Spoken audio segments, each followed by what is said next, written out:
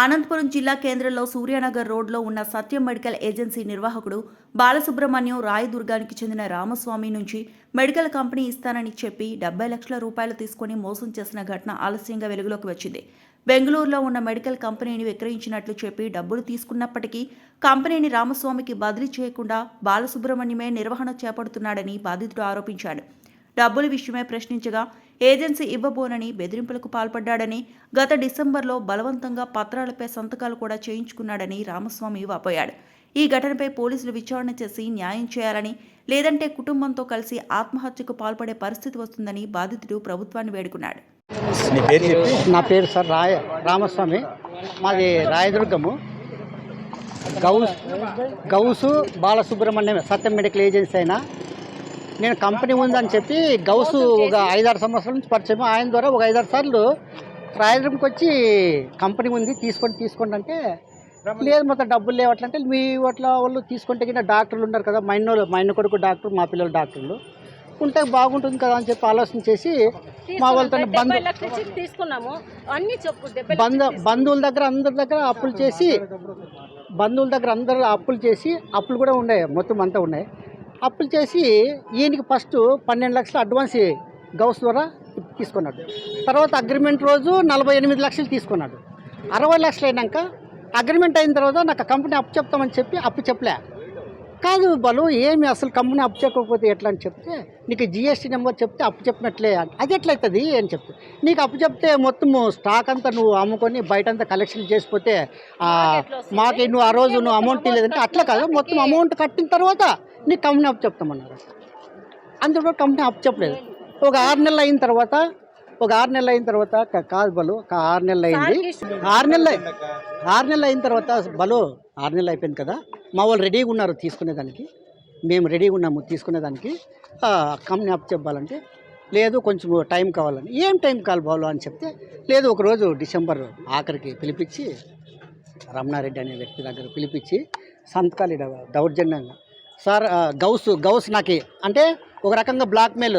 Sir మీ కుటుంబం గురించి నాకు అంతా తెలుసు కదా, ఊరికి పెట్టండి సార్ మీ కుటుంబం గురించి అంతా తెలుసు కదా, గౌస్ పెట్టకపోతే బయటకు పోరు, పెట్టకపోతే ప్రాణాలతో బయటకు పోరు. నేను కూడా 3 పిల్లల్ని చదివించుకుంటున్నాను సార్, ఇది ఎంబీబీఎస్, ఒక ఇంజనీర్. ఒక రకంగా ఆస్తి కూడా అమ్మినాను. ఈ దానిలో నేను ఏమన్నా అయితే నా పిల్లలు రోడ్డుని పడతారు కదా అని చెప్పి ఏమవుతుంది కదని చెప్పి నేను పెట్టాను సార్, సంతకాలు పెట్టినాను కంపెనీ అప్పు చెప్పి. అయిన తర్వాత ఒక రోజు వచ్చి మండల కన్వీనరు మా వాళ్ళంతా వచ్చి వాళ్ళు డబ్బులు ఇవ్వలేదు కదా మాకు డబ్బులు ఇవ్వలేదంటే రాయదుర్గంకి వచ్చి కూడా దౌర్జన్యం చేస్తాము, నువ్వు ఏం చేసుకుంటావో చేసుకో అని చెప్పినారు సార్. మేము రకరకాలుగా ఎస్పీ కంప్లైంట్ ఇచ్చినాము, సిఎల్ కంప్లైంట్ ఇచ్చినాము, ఎక్కడ కూడా. కాకపోతే ఆయన వర్షన్ ఏమంటే డిఐజీ దగ్గర పోయి డిఐజీ ఈయన చెప్పింది, నువ్వేం నా వెంట్రుకు కూడా పీక్కోలేవు, నాకు డిఐజీ అంటున్నాడంట సార్. ఏ ఎస్పీ దగ్గర పోయి సార్ ఏమో తెలుసు సార్, ఆయన డిఐజీ, ఆయనకి నాకు డిఐజీ ఉన్నాడు, నువ్వు నా ఎంట్రుకు కూడా పీక్కోలేవు.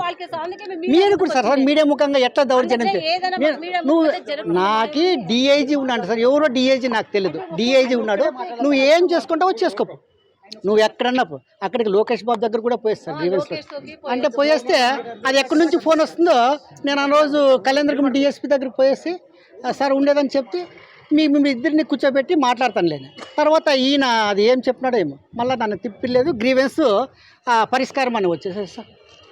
అసలు నాకు అర్థం కావడం లేదు, అది ఎక్కడి నుంచి ఎక్కడ అంత ఇన్ఫ్లుయెన్స్ ఉపయోగిస్తున్నాడు, ఒక రకంగా ఫిజికల్గా దౌర్జన్యం చేస్తున్నాడు.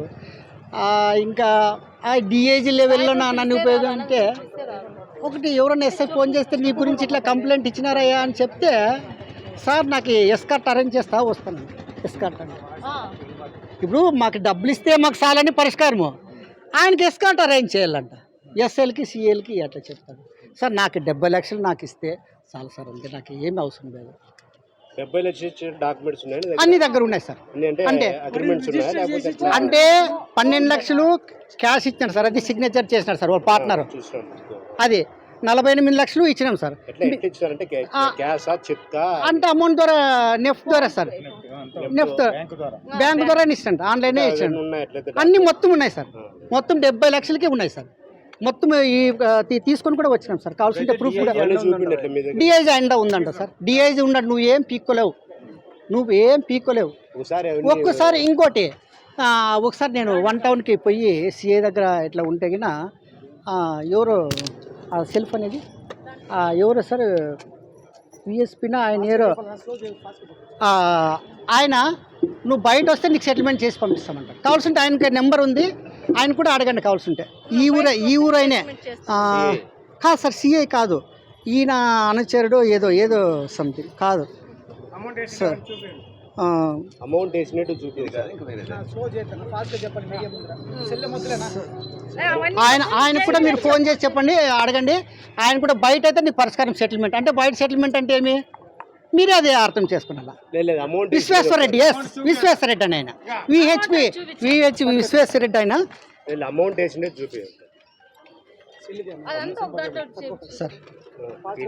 ఇట్లా సార్ 17,09,000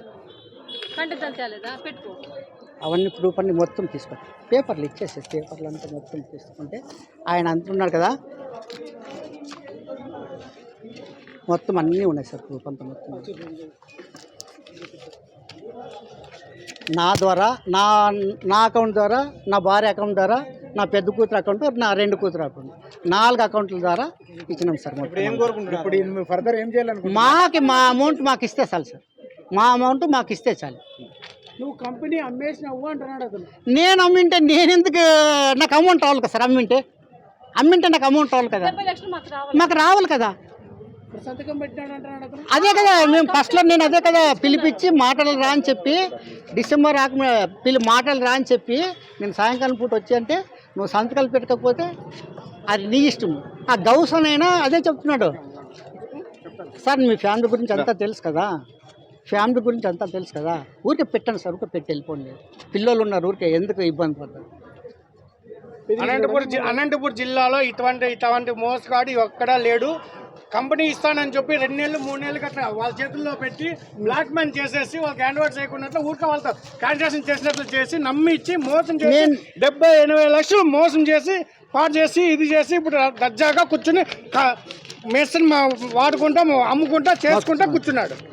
మొత్తం సార్ 13,30,000 ఇట్లా మొత్తం అంతా 2 లక్షలు మొత్తం అకౌంట్ ద్వారా అంతా ఉంది. అకౌంట్ ట్రాన్స్ఫర్ ఒకటి ఉన్నాయి, ఇంకేమైనా దాంట్లో రాసుకున్నారా, ఇంకేమైనా అకౌంట్ ట్రాన్స్ఫర్ మా డబ్బులు మాకు కావాలి. అకౌంట్ ట్రాన్స్ఫర్ చేసిన దాన్ని ఇచ్చినట్టు రాసుకున్నారా అంటే అంత online account sir. Online evidence ఇవే అంతే, అంత ఆన్లైన్ ఎవిడెన్స్ ఇవే. ఇవే ఎవిడెన్స్ ఇచ్చినాం సార్. ఇప్పుడు ఆయన డబ్బులు లేవంటున్నాడు, కంపెనీ లేవంటున్నాడు, ఏం పరిస్థితి సార్? కంపెనీ వేరే వాళ్ళకి అమ్మేసినాము, మాకు డబ్బులు రాలేదు సార్ అది అని అంటున్నాడు. నువ్వే ఇలా అంటున్నాడు. ఆయన నా డబ్బులు ఇవ్వకపోతే ఈడే ఫ్యామిలీతో సూసైడ్ చేసుకొని పోయేదానికి కూడా నేను రెడీగా ఉన్నాను. వస్తే డబ్బులు, పోతే నా బాడీ.